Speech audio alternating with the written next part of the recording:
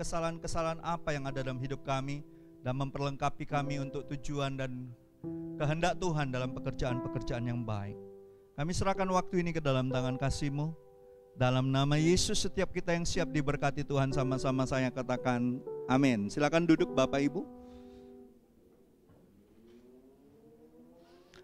Selamat pagi, Shalom. Selamat pagi, sekali lagi. Siapa yang minggu lalu diberkati dengan firman Tuhan yang dibagikan oleh Pastor Irma, Ibu Irma? Saudara diberkati? Saya yang sudah ibaratnya tuh nyortir duluan itu firman, saya diberkati saudaraku. Ya, bahwa itu bukan cerita dongeng, itu kisah nyata. Halo? Itu kisah nyata. Dan kesaksian itu harusnya adalah berisikan kisah nyata. Bukan buat-buatan, bukan akal-akalan, bukan supaya orang terkesan, tapi betul-betul kisah nyata. Nah, hari ini saya akan meneruskan tentang hal memberi, dan saya percaya hal yang memberi yang di minggu terakhir bulan kelima ini akan membuka wawasan kita bahwa memberi itu bukan hanya soal materi, bukan hanya soal hal-hal yang bisa kita berikan, tapi hal-hal yang kita nyatakan. Nah, ada satu cerita menarik. Saya renungkan dalam beberapa hari, ini orang luar biasa. Ya, satu tindakan dia mampu menyelamatkan ribuan orang.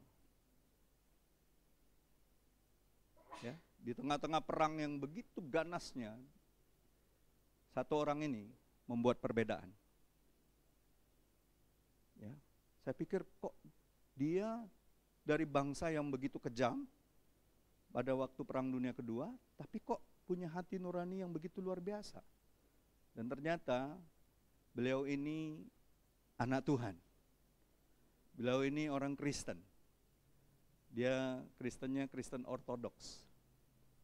Ya, kalau kita masuk ke Kristenan dari Barat, seandainya kita masuknya dari Timur, kita mungkin jadi alirannya Kristen Ortodoks. Ya, Kristen dari Timur. Ya. Dan ini luar biasa. Ya. Kita akan lihat videonya, ini durasinya 3-4 menit.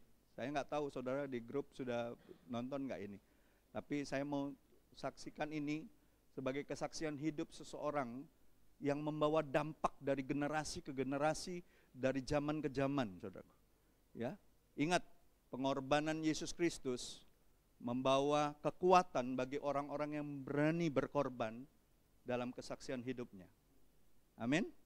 Bukan hanya sekedar pintar ngomong, bukan hanya sekedar tahu banyak tentang firman Tuhan, tapi bagaimana action speak louder than word. Ya, satu tindakan bisa mendatangkan perubahan besar, ya, bagi satu bangsa, bahkan bagi bangsa-bangsa lain. Ya, mari kita saksikan bentar. Silakan tim multimedia. Chiune Sugihara, diplomat yang melanggar perintah demi kemanusiaan. Jika harus memilih antara mematuhi perintah atau menyelamatkan nyawa, aku memilih menyelamatkan manusia.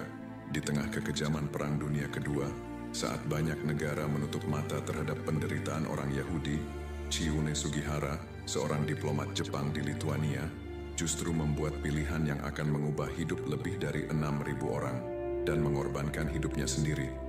Tahun 1940, ribuan pengungsi Yahudi datang ke kedutaan Jepang di Kaunas, Lituania. Mereka putus asa.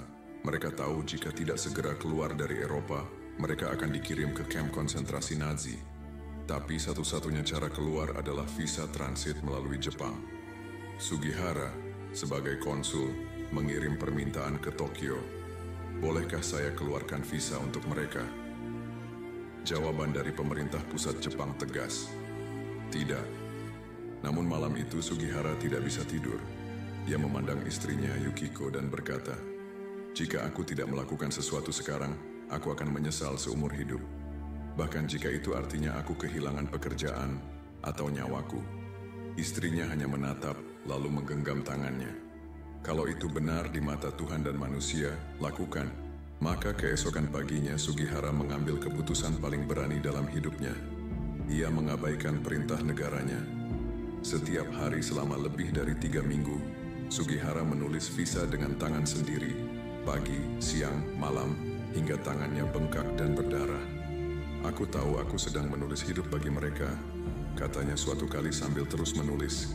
Bahkan saat Jepang memerintahkannya meninggalkan Lituania, ia masih menulis visa di kereta dan melemparkannya keluar jendela bagi para pengungsi yang belum sempat mendapatkannya.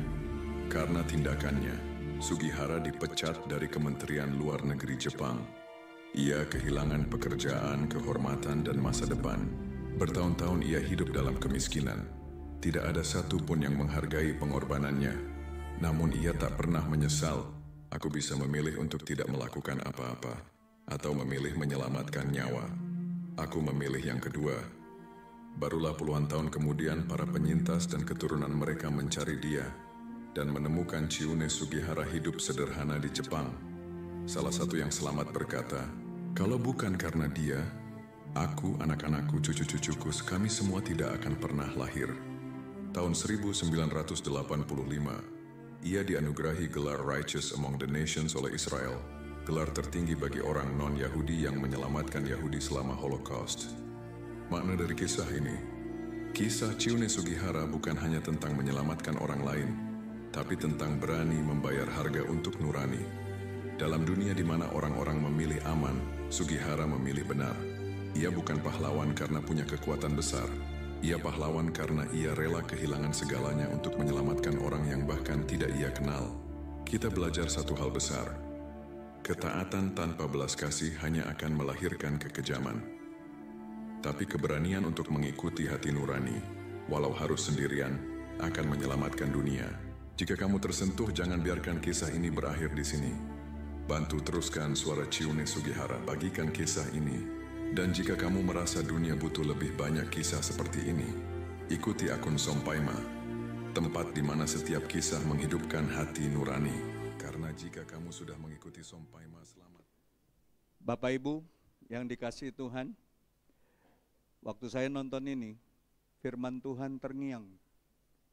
Ya, impresinya sangat kuat. Kisah Rasul 24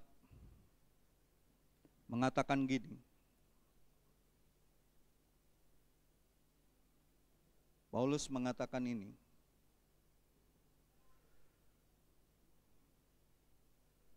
Ayat 16.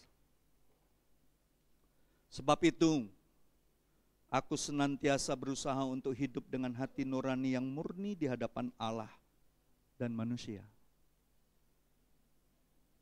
Bapak Ibu yang dikasihi Tuhan, kalau kita diperhadapkan dengan pilihan-pilihan yang sulit di dalam kehidupan kita, terutama untuk melakukan sesuatu yang kita mau berikan bagi kemanusiaan, bagi sesama kita, ingat, Tuhan bisa bicara di dalam hati nurani kita.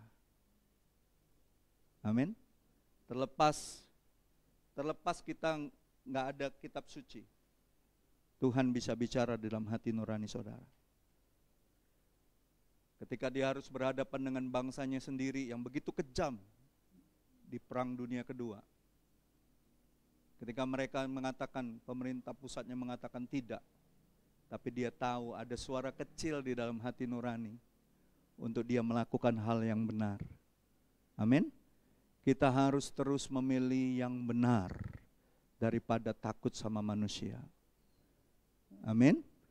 Dan ingat, satu tindakan yang benar mampu membawa pengaruh kepada ribuan orang. Saya selidiki, setidaknya ada 10.000 orang Yahudi dia selamatkan karena peristiwa ini. Dan saudara tahu, 2020 kemarin, Lituania menjadikan Chiune Sugihara itu pahlawan nasionalnya. Walaupun dia bukan orang Lituania, tapi satu tindakan anak manusia ini yang sungguh-sungguh takut sama Tuhan, dia lebih memilih takut sama Tuhan. Dan Tuhan selalu bisa pakai untuk menyelamatkan umatnya dari pembantaian demi pembantaian, dari zaman Musa sampai sekarang. Tuhan tetap pelihara umat pilihannya. Amin. Saudara harus percaya kita juga adalah keturunan Abraham. Karena Kristus, pemeliharaan Tuhan, akan selalu ada atas hidup kita. Tapi apakah kita berhenti dengan kenyamanan bahwa ada Tuhan yang selalu menyertai kita dengan segala berkat-Nya? Atau kita memilih untuk terus melakukan yang benar di dunia yang begini jahat hari-hari ini? Bapak Ibu, saya percaya apa yang dilakukan Chione Sugihara ini pastilah meneladani Yesus. Dia berani berkorban loh. Itu nggak mudah loh. Ya. Dia pulang tahun 47 ke negaranya, langsung dipecat, langsung dimiskinkan. Untung aja dia nggak dibunuh, tapi dia sudah siap untuk itu. Bertahun-tahun dilupakan. Bukankah Yusuf juga dilupakan bertahun-tahun setelah berbuat baik? Halo? Tapi satu perbuatan benar bawa dampak bagi satu bangsa. Saya percaya, bukan hanya Chione, saya baca anak-anak Chione Sugihara terharu atas apa yang bapaknya lakukan. Anak-anaknya nggak ada yang tahu bapaknya pernah lakukan itu. Tapi gara-gara setiap tahun ada aja orang datang dari Israel memberikan rasa penghormatannya kepada keluarga ini. Saya percaya saudara dan saya juga bisa dipakai oleh Tuhan. Amin. Nah, hari ini saya mau memberikan satu pernyataan bahwa memberi itu sebagaimana Allah telah memberi. Ya. Sugihara bisa lakukan ini karena dia menyadari betapa baiknya Tuhan atas hidup dia. Dia tadinya bukan orang percaya, dia menjadi percaya ketika dia di Lithuania. Jadi Kristen. Jepang itu kalau perang terkenal kejam, dari zaman dulu terkenal kejam. Mongol masuk ke Jepang itu habis sama mereka, dibantai. Ya. Apalagi waktu Perang Dunia Kedua, seluruh Asia Timur ini dibantai sama mereka. 3,5 tahun mereka jajah bangsa-bangsa, dikuras habis. Makanya mereka harus bayar pampasan perang. Dipaksa oleh negara-negara pemenang Perang Dunia Kedua untuk bayar. Dan saudara kita punya jembatan Ampera itu bangunan pampasan perang, suruh bangun. Makanya jadi ikonik. Nggak rubuh-rubuh sampai sekarang. Karena yang buat Jepang, bukan Wak Yeng. Wong 10 Ulu yang bikinnya itu. Jepang itu yang bangun. Ya. Dan menjadi ikonik tahun 60-an, jembatan terpanjang di Indonesia. Ya, jadi Bapak Ibu, banyak kisah-kisah heroik yang dilakukan orang-orang percaya di sekitar kita. Ya, saya percaya Pak Aming punya ceritanya sendiri, Pak Parlin punya ceritanya sendiri, Erna punya ceritanya sendiri, Pak Krisnan punya ceritanya sendiri. Setiap kita punya ceritanya masing-masing. Tapi suatu saat itu akan dibuktikan dari mulut orang lain, bukan dari mulut kita. Amin. Lakukanlah hal-hal di tempat-tempat yang tersembunyi, dan Bapa akan membalasnya berkali-kali lipat. Kalaupun orang nggak melihat, kalaupun orang melupakannya, Tuhan nggak pernah lupa dan Tuhan tidak pernah berhutang sama kita. Amin. Tuhan nggak pernah berhutang sama kita. Apalagi yang kita tolong adalah umat pilihannya, ya, orang-orang yang memang dimaksudkan Tuhan untuk dipelihara. Ya. Nah, Bapak Ibu, saya percaya memberi sebagaimana Allah telah memberi, ya, karena kita ini menyembah Allah yang adalah Sang Pemberi. Sepakat dengan saya? Allah kita tuh Allah yang suka memberi. Ya. Seluruh isi Alkitab adalah kisah tentang kasih dan pemberian Allah kepada manusia. Dan puncaknya terjadi di atas semua pemberian Allah adalah saat Dia memberikan anaknya yang tunggal, Yesus Kristus, bagi saudara dan saya. Itulah puncaknya.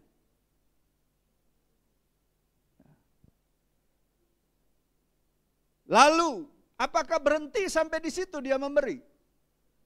Setelah Dia memberikan anaknya yang tunggal? Tidak, saudara. Dia juga memberikan Roh Kudus untuk menyertai kita. Sebentar lagi kita akan merayakan hari kenaikan Yesus Kristus, betul? 4 hari lagi. Dan 10 hari kemudian terjadilah peristiwa Pentakosta. Dia nggak berhenti memberi dan memberi untuk kita. Amin. Dia berikan Roh Kudus untuk menyertai kita. Supaya setiap kita yang telah menerima kasih karunia yang besar ini, kita pun dipanggil untuk memberi hidup kepada sesama kita. Bukan untuk diri kita sendiri. Tidak ada orang yang terlalu miskin untuk bisa memberi. Johnny Sugihara cuma memberikan kertas, visa. Mungkin bagi orang nggak berharga, tapi saat itu sangat berharga. Coba kalau dia buat surat itu di masa tenang, di masa tidak perang. Apakah itu berharga untuk orang? Tidak. Justru di masa-masa sangat genting, ternyata selembar kertas yang ditulis dengan tangan anak Tuhan sanggup memberkati ribuan orang, menyelamatkan nyawa ribuan orang. Kita pikir kesaksian tentang kemuliaan Tuhan hanya bisa kita lakukan dengan kita memberi barang, memberi uang. Ternyata memberikan kasih dan perhatian kita sama orang-orang yang membutuhkan di saat-saat paling genting dalam hidupnya. Justru itu akan menyelamatkan nyawanya. Berapa banyak orang-orang yang sedang kehilangan pengharapan dan mau mengakhiri hidupnya ketika bertemu dengan anak-anak Tuhan yang punya kasih dan perhatian, Tuhan menyelamatkan orang itu. Amin. Saya pernah ngalamin itu. Ya. Ini bukan perkara bagaimana kita memberi, sekedar memberi, tapi ini berbicara hati nurani. Ya. Dan Bapak Ibu, saya percaya yang pertama itu Allah adalah pemberi yang terbaik. Dia berikan Yesus Kristus bagi dunia. Yohanes 3 ayat 16 sudah membuktikannya. Karena begitu besar kasih Allah akan dunia ini, hingga ia mengaruniakan anaknya yang tunggal, supaya setiap orang yang percaya tidak binasa. Ya. Kalau Bapak aja berikan anaknya, Johnny cuma berikan surat, ribuan orang sudah bisa diselamatkan. Betul tidak? Betul tidak? Bapak harus berikan anaknya untuk dunia ini, menyelamatkan saudara dan saya. Ya. Itu luar biasa. Ya. Pemberian Allah bukan hanya sesuatu yang biasa-biasa. Dia tidak memberi yang sisa. Dia pemberi yang paling berharga dia bisa berikan, yaitu anaknya sendiri. Yesus Kristus diberikan kepada kita untuk menyelamatkan kita dari kebinasaan.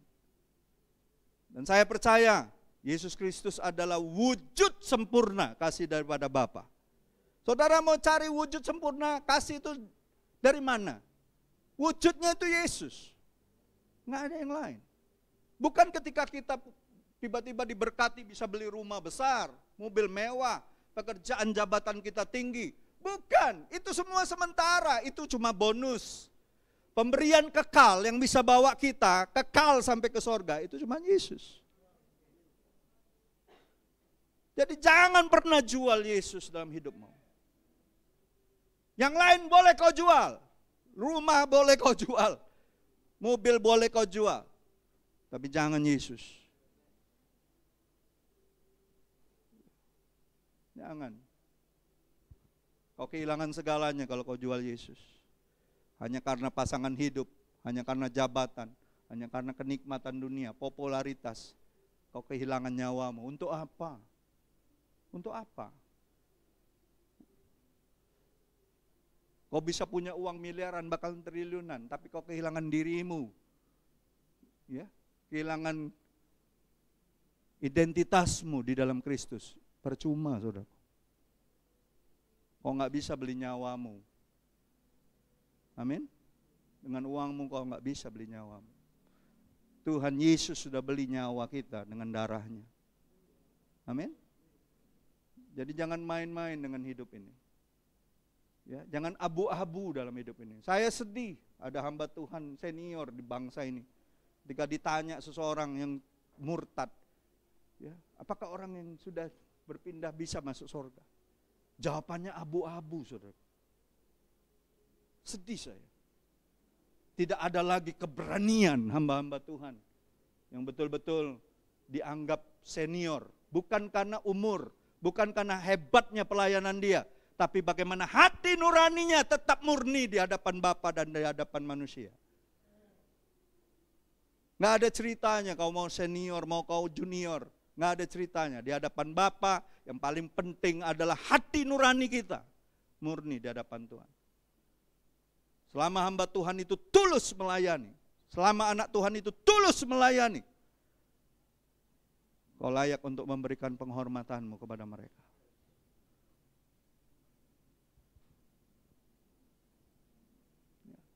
Bapa memberikan anaknya. Ya. Allah memberikan Roh Kudus, penolong yang menyertai kita selama-lamanya. Yohanes 14 ayat 16-17 tadi di doa praibadah Ulin sudah singgung. Ya. Bahwa Yesus meminta kepada Bapa, Ia memberikan kepadamu seorang penolong yang lain supaya Ia menyertai kamu selama-lamanya. Selama apa? Selama-lamanya. Jadi jangan pernah merasa kesepian, sendirian. Nggak ada orang yang perhatiinmu. Ada satu pribadi namanya Roh Kudus yang perhatikan kau setiap hari. Setiap detik, setiap jam. Nggak pernah tinggalkan kau. Nggak pernah. Selama-lamanya dibilang. Ya. Kisah Rasul 2 ayat 38 katakan bertobatlah. Hendaklah masing-masing kamu memberi diri dibaptis. Maka kamu akan menerima karunia Roh Kudus. Allah tidak menyelamatkan kita, tetapi juga memberikan penyertaan melalui Roh Kudus. Bukan hanya menyelamatkan kita, Dia berikan penyertaannya. Dia tinggal di dalam kita. Dia menuntun kita, Dia menghibur kita, betul? Dia menguatkan, Dia memampukan kita untuk hidup sesuai dengan kehendak Allah. Cuman Roh Kudus yang memampukan kita terus stay fokus untuk melakukan kehendak Allah. Kemampuanmu gak akan pernah sanggup. Yesus saja waktu di Taman Getsemani, saya percaya itu kekuatan dari Roh Kudus yang mengatakan, biarlah kehendakmu yang jadi. Secara manusia dia gak sanggup. Wong peluhnya aja darah, saudara. Gak sanggup. Ya. Kapan kita berpeluh? Paling lagi makan. Lagi doa. Pernah berpeluh sampai keluarkan darah. Yang ada ketika kau lagi makan ayam geprek, ya, sambalnya seabrek-abrek, lagi doa, pernah sampai berpeluh. Yesus itu sampai berpeluh untuk melawan hal-hal yang dari dagingnya sebagai anak manusia. Dan saya percaya itu pekerjaan Roh Kudus yang memampukan dia. Nggak ada ceritanya kita mampu melawan daging kita nih. Kitab Roma katakan cuman Roh Kudus yang mampu mematikan setiap perbuatan daging kita. Kau mau pakai apa kekuatanmu untuk lawan daging kita ini? Nggak ada yang mampu. Musuh terbesar kita bukan setan, bukan iblis, sudah kalah di kayu salib. Musuh terbesar kita adalah daging kita ini loh. Makanya Tuhan suruh apa? Pikul salib, sangkal diri. Sangkal diri, katakan sangkal diri. Sangkal diri, waktu kita berkeinginan yang berbeda dengan kehendak Tuhan, sangkal dirimu. Sanggup enggak? Ketika Tuhan suruh kita ngampuni seseorang, dan kau katakan aku enggak sanggup, kau mau sangkal enggak ketidaksanggupanmu dengan kesanggupannya Allah? Aku tahu aku enggak sanggup Tuhan, aku tahu Tuhan, tapi karena Engkau yang suruh, aku lakukan juga. Mengasihi itu tidak semanis, seindah kata-kata, saudara. Kadang-kala waktu kita mengasihi seseorang, terasa sakit sampai luka, baru di situ kalau kau ngambil keputusan yang tepat, yang benar, terus menerus untuk mengambil keputusan yang benar, itu baru kasih yang daripada Bapa, bukan dari kekuatanmu. Ya.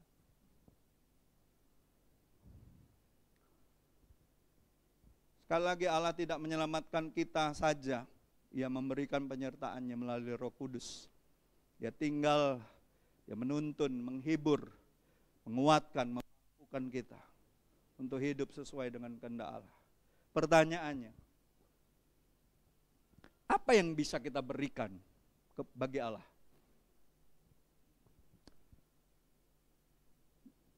Video Cione tadi menggambarkan salah satu cara terbaik untuk memberikan hal yang terbaik bagi Tuhan adalah hidup kita.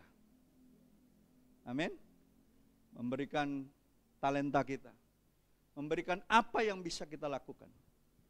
Dan saya percaya yang pertama yang bisa kita berikan adalah memberikan hidup sebagai persembahan.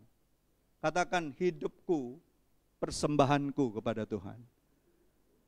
Sama-sama katakan, hidupku adalah persembahanku kepada Tuhan. Jangan dulu pikir uang. Letakkan dulu pikiranmu. Selalu saja orang Kristen ini kalau ngomong persembahan selalu uang. Hidupmu persembahkan. Itulah hal yang kudus, yang berkenan. Sebagai ibadahmu yang sejati. Kau datang beribadah ke ruangan ini ataupun ke gereja manapun dan kau berpikir persembahanmu hanyalah ketika kau menaruh uangmu, itu kesalahan paling fatal dalam hidupmu. Setelah kau keluar dari gereja, kau hidup lagi semau-maumu. Dengan cara hidupmu yang tidak diubahkan Tuhan. Itu fatal. Dan kau berpikir kau sudah menjadi Kristen yang baik setelah memberi persembahan. Itu konyol, saudara. Kalaupun persembahanmu enggak seberapa di mata manusia, tapi kau taruhkan, letakkan hidupmu di mezbahnya, Tuhan sanggup memberkati engkau jauh lebih banyak daripada apa yang kau pikirkan dan doakan. Sanggup Tuhan. Makanya orang sulit menang dengan dagingnya. Karena apa? Dia berpikirnya apa? Uang. Hidupmu letakkan di mezbah Tuhan. Mau enggak? Ketika hidupmu diletakkan di mezbahnya Tuhan. Dan kau minta hadirat Tuhan turun. Hadirat Tuhan itu seperti api. Waktu dia turun, hangus dagingmu. Mati dagingmu. Selama kau belum persembahkan hidupmu di mezbah Tuhan, nggak akan pernah mati itu dagingmu. Persembahkan. Jangan cuma uangmu, hidupmu persembahkan. Yesus itu mengambil rupa anak manusia, menjadi hamba, menyerahkan nyawanya bagi tebusan bagi banyak orang. Makanya dia diberikan nama di atas segala nama. Nama siapa saja harus tunduk, nama penyakit apa saja harus tunduk di dalam nama dia. Nggak ada ceritanya, badai segede apapun harus tunduk di dalam nama dia. Nggak ada ceritanya. Hidup orang yang terikat legion sekalipun, legion harus tunduk sama dia. Nggak ada ceritanya. Kau pikir kau berdoa, berjaga-jaga, berjam-jam, kau sudah mampu kalahkan iblis. Iblis itu melek terus.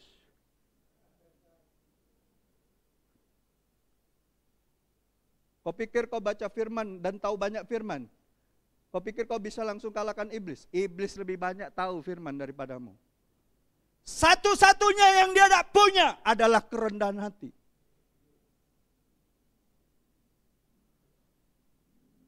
Makanya dia diusir dari sorga. Elu belum masuk sorga. Dia sudah di sorga dulu, diusir.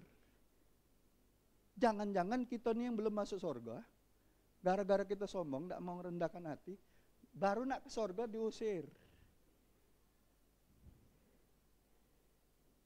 Jadi jangan merasa kita sudah kuat, kata Rasul Paulus. Kalau kau merasa dirimu sudah kuat, tunggu sebentar lagi kau akan jatuh. Terus rendahkan diri kita di bawah kaki Tuhan, dikuasai Roh Kudus. Terus izinkan Roh Kudus kuasaimu.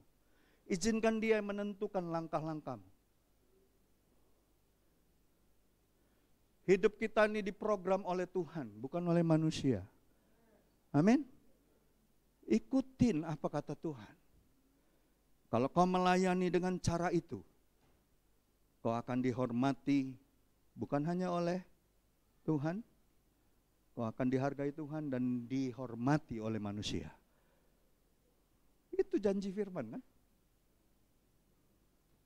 Itu janji firman Tuhan. Roh Kudus, siapa yang exciting hari-hari ini, di akhir bulan ini? Saya exciting, tanggal 29 kita akan merayakan kenaikan Yesus, amin.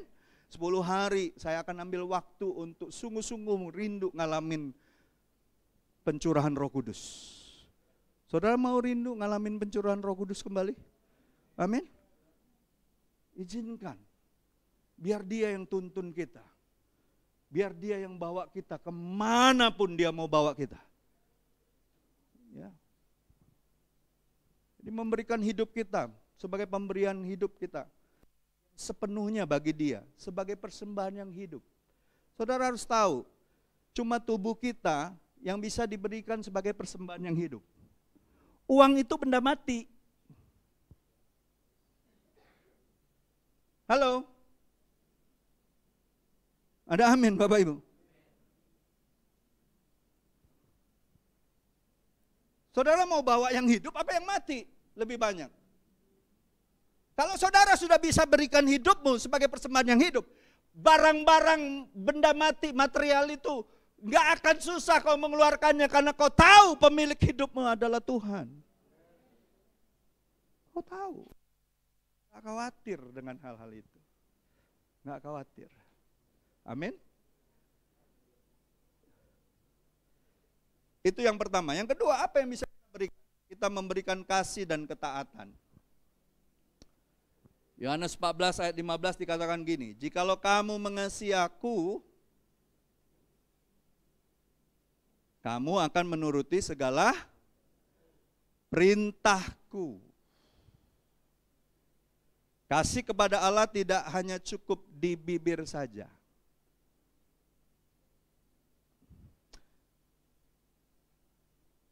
Ia dibuktikan dalam ketaatan.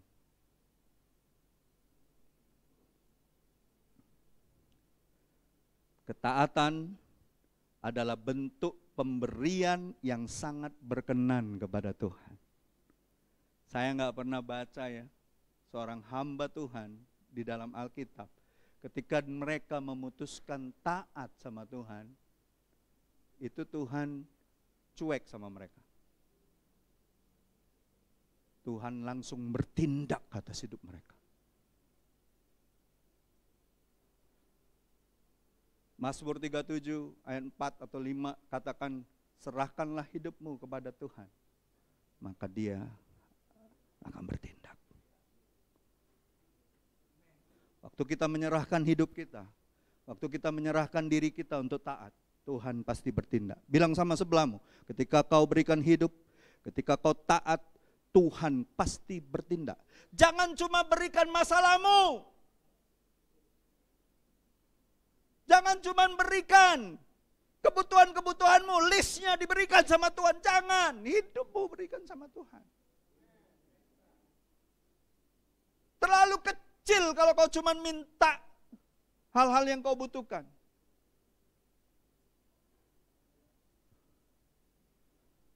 Serahkan sama Tuhan. Hari-hari ini doa saya cuma simpel, Tuhan berikan aku kekuatan Tuhan di dalam proses hidupku, untuk aku terus berubah dan menjadi seperti-Mu. Aku gak minta apa-apa Tuhan, aku tahu Kau adalah Allah Jehovah Jireh. Tanpa ku minta pun Kau pasti sediakan. Tapi konyol orang Kristen ya, yang diminta hal-hal yang sebenarnya gak perlu diminta. Mintalah kekuatan untuk berjalan dalam ketaatan. Mintalah kekuatan untuk berjalan di dalam roh Tuhan. Mintalah kekuatan untuk kau terus belajar taat. Karena taat itu salah satu pisau paling tajam untuk daging kita. Nggak enak waktu kita taat itu, nggak enak saudaraku. Tapi itu akan menyehatkan jiwamu, menguatkan rohmu, dan memampukan kau terus untuk berjalan bersama-sama dengan Tuhan. Kau dombanya Tuhan, dombaku mendengar suaraku. Kita bukan kambing, yang kalau kita lewat kandangnya sudah bau, kalau dilepas dia nyeruduk. Kan hari-hari ini kan banyak kan kandang kambing, pinggir-pinggir jalan. Bu Irma kemarin, bau banget ya. Iya makanya orang Timur Tengah sana lebih senang makan domba.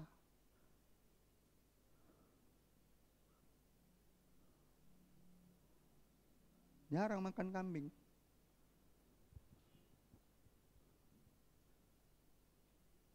Siapa yang percaya hari-hari ini Tuhan sedang berbicara banyak untuk kita belajar taat? Nggak mudah. 2025 ini kemarin kita ada doa kebangkitan nasional. Kita doa bersama-sama dengan beberapa gereja di satu gereja.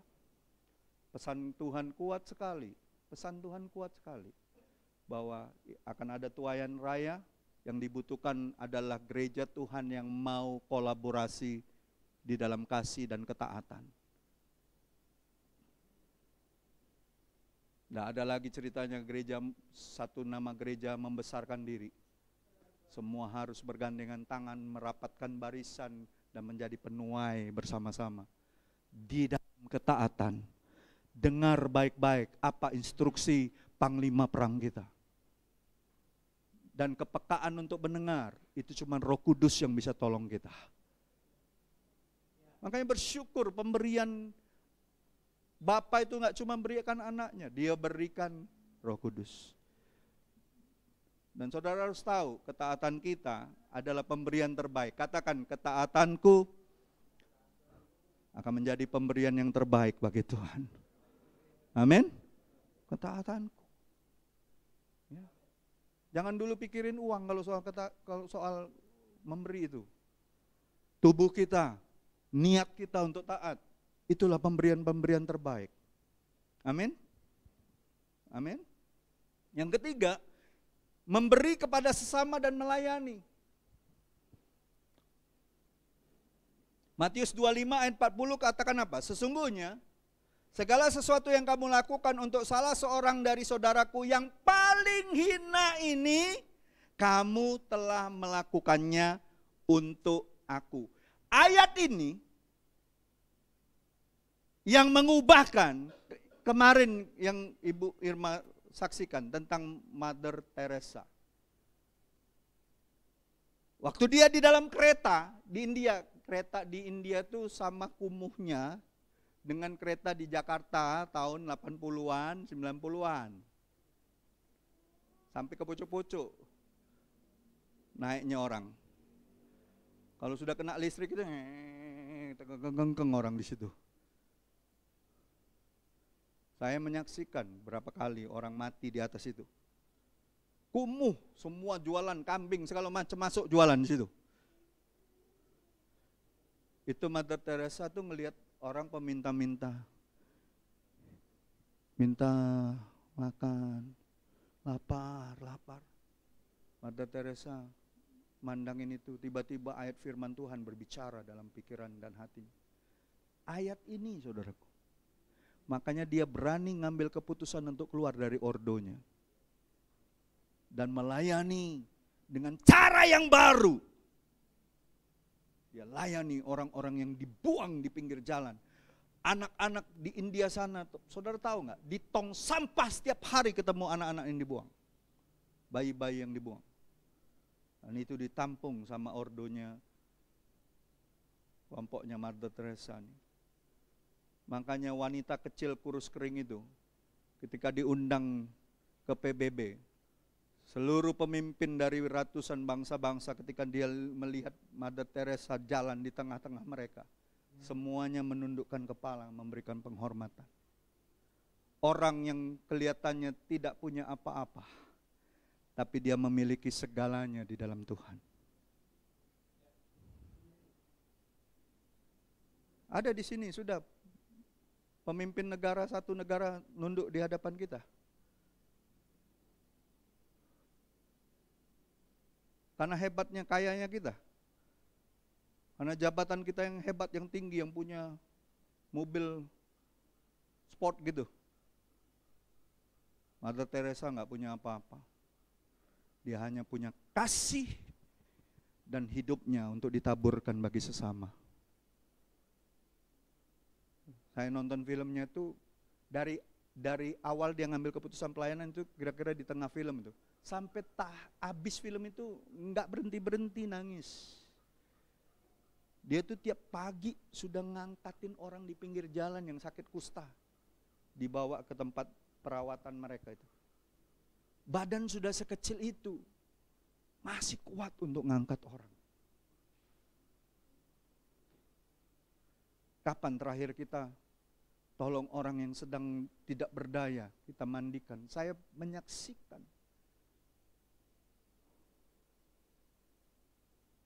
Saya nggak pernah lupa kesaksian tentang rekan sekerja saya. Bagaimana orang lumpuh, yang keluarganya tidak urus lagi, yang sudah maaf ngomong BAB di tempat tidurnya. Dia ajak saya untuk doain ini orang. Dan saya tanya, siapa yang ngurus dia? Saya, pastor. Keluarganya nggak ada yang ngurus lagi. Sampai meninggal diurus sama dia. Dan waktu hamba Tuhan ini meninggal, hati saya tuh rasanya tersayat. Satu goresan kisah dalam hidupnya yang betul-betul dalam pelayanannya. Bagaimana orang yang sudah gak berharga oleh keluarganya, dia layani sampai mati.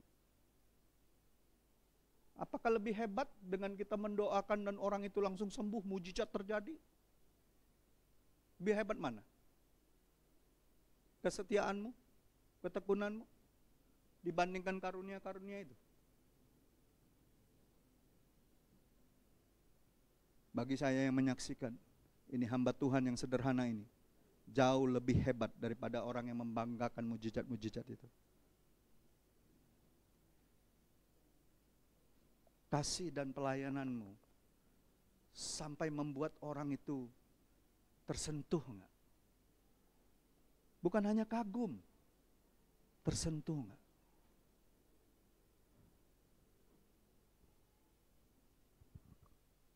Kita enggak perlu dikagumi oleh manusia. Kekaguman kita harusnya satu-satunya hanya kepada Dia. Amin. Jangan sama manusia. Kagumlah sama Tuhan. Kagumlah sama Tuhan. Bilang sama sebelahmu, kagumlah sama Tuhan. Ya. Allah mengasihi orang yang memberi dengan sukacita. Waktu kau memberi kepada sesama dan melayani, berikanlah dengan sukacita. Jangan dengan terpaksa. Jangan merasa disuruh-suruh. Kerjakanlah.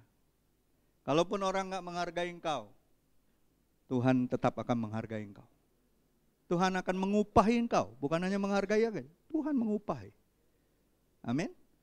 Melayani dan memberikan kepada sesama adalah bentuk pemberian nyata kita kepada Allah. Kalau kau memberikannya kepada orang yang paling hina ini, kata Tuhan, betul enggak?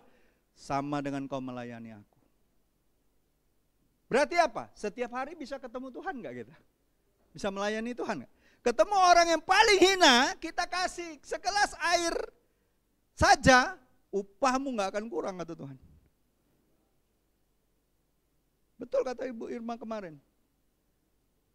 Kalau bagi orang yang lagi ndak haus, dikasih air putih, ndak galak dia, Coca-Cola mintanya.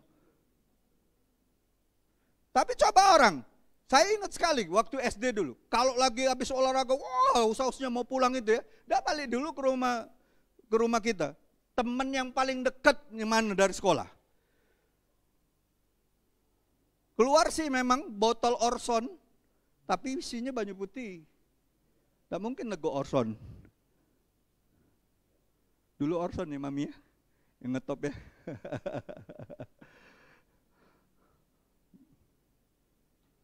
Rasanya tuh seneng sekali. Dan rumah teman kita yang paling dekat dengan sekolah adalah rumah paling favorit kalau habis olahraga. Karena cuman air bening. Lakukanlah itu seperti untuk Tuhan. Amin. Jangan dulu berpikir, memberi sama wong kaki aku dewek kekurangan, aku tidak baca makan, aku tidak baca ini. Berikan apa yang ada padamu. Bahkan air segelas pun kau tidak kehilangan upahmu. Apalagi kau kasih roti, kasih capcay, kasih mie goreng.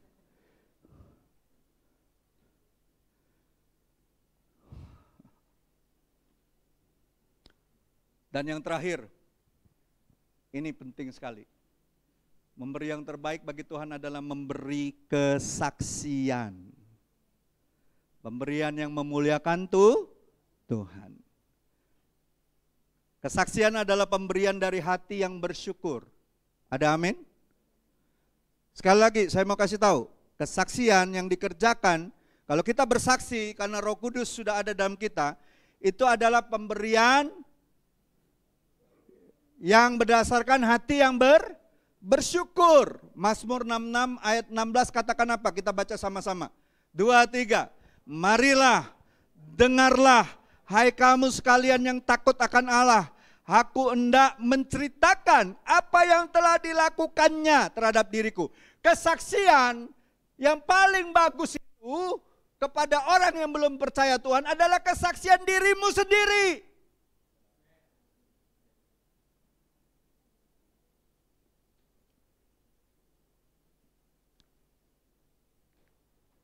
Ceritakan saja apa yang sudah Tuhan lakukan atas hidupmu.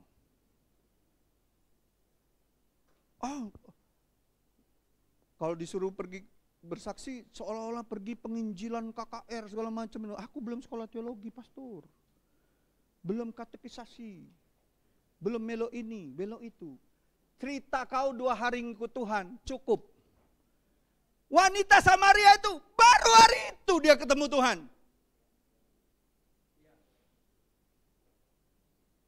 Pak Marlin berapa tahun sudah ngikut Tuhan? Sungguh-sungguh. Kalau udah Kristen kan dari lahir memang. Tapi yang sungguh-sungguh 17 tahun. Sudah menang ke saksi kota? Belum. Wanita Samaria baru hitungan jam nih. Balik, begancang dia balik kalau bahasa Palembang, begancang. Enggak cerita tentang yang lain-lain. Oi, aku ketemu Mesias. Dia tahu galau tentang hidup aku. Mungkin dia itulah Mesias. Kau nih, Yunian apa? Awak cewek basing. Cewek basing kan dia. Ada cewek yang di sini sama kayak cewek basing itu. 5 kali kumpul kebo. Ada di sini cewek-cewek yang sudah kumpul kebo. Saudara, banyak wanita baik-baik. Kenapa nggak berani kesaksian? Ini wanita nggak baik-baik kok. Tapi karena ketemu Tuhan, ngalami kasih Tuhan, ngalamin penerimaan Tuhan, betul? Nggak hitungan hari, nggak hitungan minggu, nggak hitungan jam, nggak katek panitia KKR, nggak pakai sound system, nggak ngeluarin duit Pak Krisnan. Sorry to say. Saya tuh agak jengkel kalau bikin-bikin KKR yang keluarin duit ratusan juta sampai miliar-miliar itu. Bukan saya anti ya. Baca nggak bener-bener ini Alkitabnya. Penginjilan paling hebat itu dari mulutmu. One on one.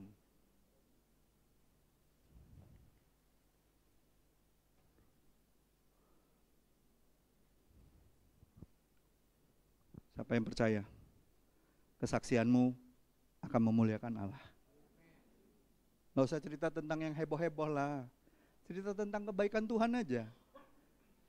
Aku nih sebenarnya wong jahat. Berapa hari yang lalu, pasti mikir kan wong gitu. Wong jahat dan jangan-jangan nak ngerampok aku nih. Tapi karena sudah ketemu Tuhan, aku mau cerita tentang Tuhan.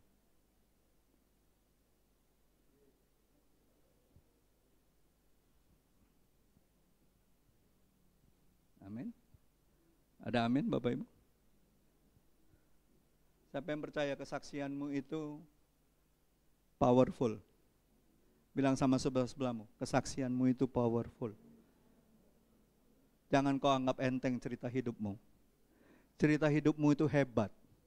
Karena dari awal sudah Tuhan tuliskan di Mazmur itu. Kejadianmu itu dahsyat dan ajaib. Saudara nggak percaya kejadianmu dahsyat dan ajaib? Wah, dahsyat. Perasaan aku muter-muter baik di pelut ini. Nggak aja ceritanya. Alkitab mengatakan kejadianmu itu dahsyat dan ajaib. Dia yang membentuk buah pinggangmu dalam kandungan ibumu. Dia tahu masa depanmu. Rancangannya adalah rancangan penuh dengan pengharapan. Rancangan bukan rancangan kecelakaan, tapi rancangan yang membawa damai sejahtera. Rancangan yang membawa kau kepada tujuan yang paling mulia dari Dia. Amin. Kesaksianmu itu dahsyat. Sekali lagi bilang sama sebelahmu, kesaksianmu itu dahsyat. Jangan kau anggap enteng.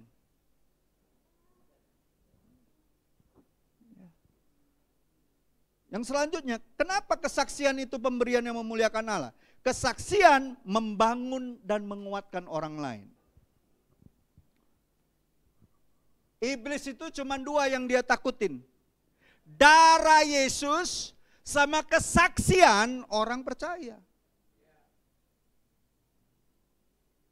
Nggak mau kita pakai.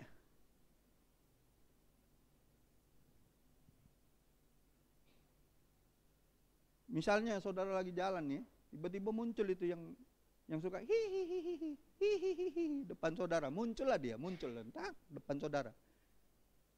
Saudara mau ngomong apa? Kau tempatmu tetap di neraka, aku tetap di sorga. Pergi kau dalam nama Yesus. Nggak ada ceritanya dia bisa ganggu kita. Tempatnya tetap di neraka dia.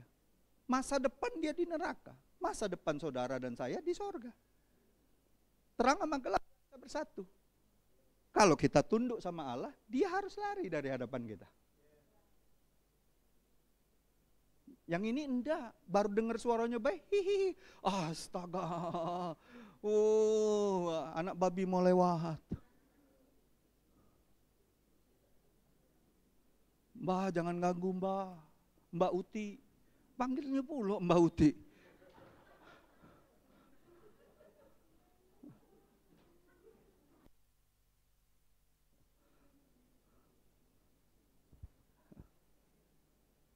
Wahyu 12 ayat 11 katakan, dan mereka mengalahkan dia itu setan, iblis dan kroni-kroninya, oleh darah anak domba dan oleh perkataan kesaksian mereka.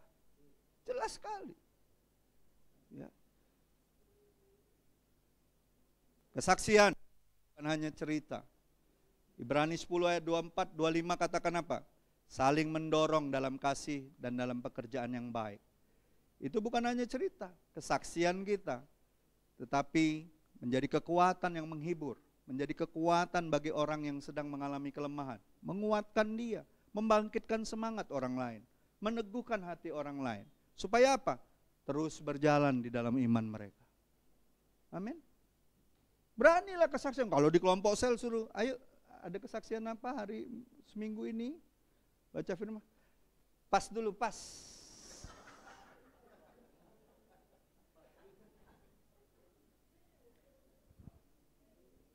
Nggak kasih cerita ya hidup kau nih. Halaman kosong dah loh. Hari-hari omong kosong.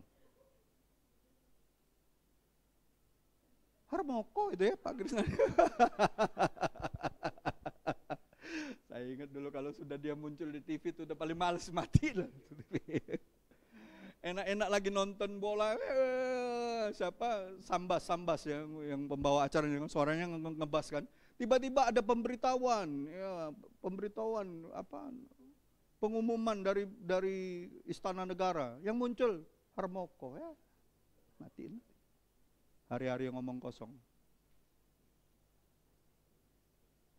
Jangan saudara, pakailah kesempatan untuk bersaksi.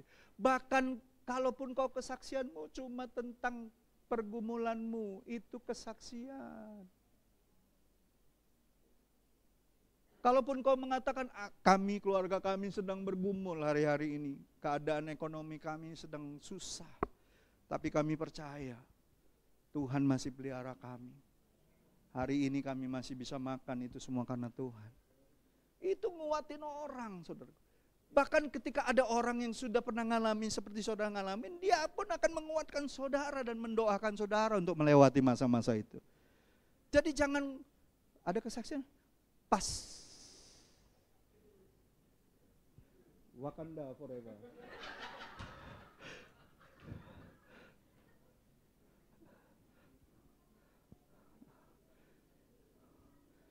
Datang komsel kalau udah galak cerita, udah galak kesaksian, plester mulutmu, plester.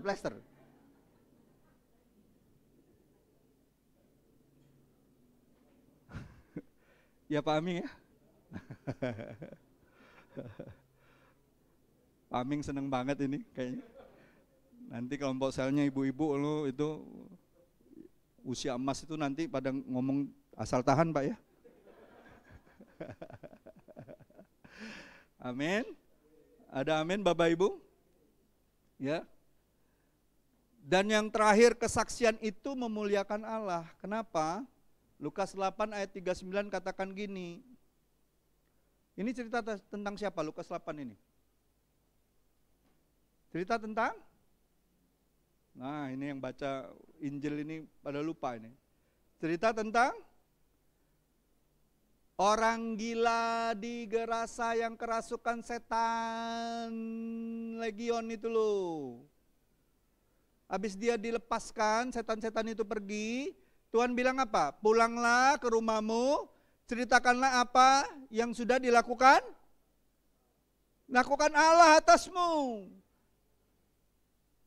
Kembali lagi, ceritanya itu tentang kita. Apa yang dibuat Tuhan sama kita. Itu pasti memuliakan Allah. Selama kita menceritakan itu tentang Allah, bukan tentang hidupmu, jangan kesaksian itu lebih banyak cerita tentang kau terus, masa lalumu. Ceritakan apa yang Tuhan buat sama hidupmu. Dulu saya ini pemabok misalnya, atau penjudi. Tapi itu dulu, setelah saya ketemu Tuhan, pelan tapi pasti Tuhan ubah hati saya. Tuhan mulai ajari saya untuk tahu prioritas hidup, tahu mengelola uang dengan baik. Akan tentang apa yang Tuhan lakukan. Percayalah itu akan memuliakan Tuhan. Amin. Lalu Mazmur 71 ayat 15 katakan apa? Mulutku penuh. Ya. Mulutku akan menceritakan keadilanmu dan keselamatanmu kapan? Sepanjang hari. Sepanjang hari ku beri penghormatan kepadamu, ya Allahku.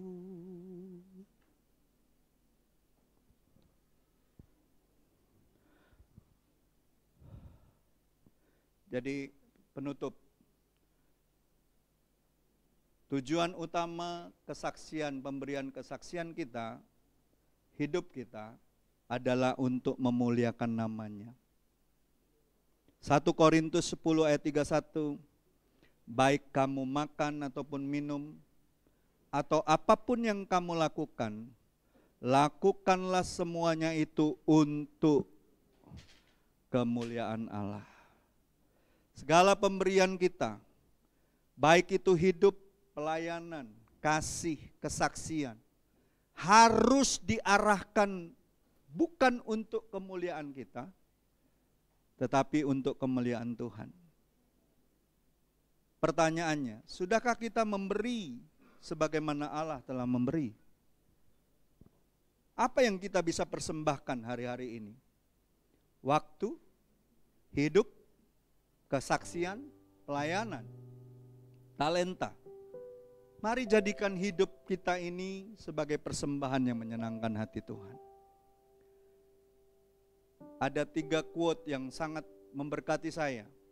Yang pertama itu Mother Teresa mengatakan ini, it's not how much we give, but how much love we put into giving. Bukan seberapa banyak kita memberi, tetapi seberapa besar kasih yang kita curahkan di dalam pemberian itu. Pemberian yang memuliakan Tuhan adalah pemberian yang penuh kasih. Bukan sekadar angka, tapi kasih. Amin. Corrie ten Boom, ini penulis, anak Tuhan, dan dia lumpuh, saudara. Corrie ten Boom menuliskan ini, the measure of a life after all is not its duration, but its donation. Ukuran dari sebuah hidup bukan berapa lamanya, tetapi seberapa banyak yang bisa kita berikan, yang bisa kita donasikan. Hidup yang memuliakan Allah bukanlah hidup, ya, adalah hidup yang dipersembahkan bagi sesama. Tadi Chiune Sugihara sembahkan hidupnya untuk menolong orang lain. Walaupun dia tahu resikonya, dia bisa mati. Tapi ternyata dia hidup dan menyaksikan kemuliaan Tuhan, betul? Di akhir hidupnya dia menyaksikan kemuliaan Tuhan. Dia dianggap orang yang berhati mulia oleh bangsa Yahudi. Dia diangkat, setelah dia meninggal pun, Lituania menjadikan dia pahlawan nasional tahun 2020. Siapa yang diberkati? Anak cucunya. Amin. Mau gak saudara menjadi berkat bagi anak cucumu? Walaupun gak banyak dari mereka tahu ceritamu, tapi mereka tahu dari orang lain bagaimana besarnya pengorbananmu untuk sesama. Amin. C.S. Lewis, ya saudara tahu lah, C.S. Lewis kan pengarang buku dan penulis cerita-cerita fiksi Kristen. Dia bilang gini, I do not believe one can settle how much we ought to give. I am afraid the only safe rule is to give more than we can spare. Saya tidak percaya ada batasan berapa banyak kita harus memberi. Aturan aman satu-satunya adalah memberi lebih daripada apa yang bisa kita sisihkan. Amin. Ingat, kalau Allah kita memberi bukan dari yang sisa, Dia beri yang terbaik. Saya percaya Tuhan juga mau kita jadi pemberi yang terbaik. Yang pertama ingat ya, bukan uang yang harus ada di pikiran saudara pertama, tapi hidupmu. Amin. Hidupmu berikan sama Tuhan. Terus apa? Ketaatanmu. Itu pemberian. Dan lanjutkan, yang terakhir adalah kesaksianmu. Itu menyenangkan hati Tuhan. Terima kasih Tuhan. Mari kita tundukkan semua kepala kita. Memberi dengan pengorbanan adalah jalan menuju kemuliaan bagi Tuhan. Begitu besar kasih-Mu Bapa, Kau berikan anak-Mu yang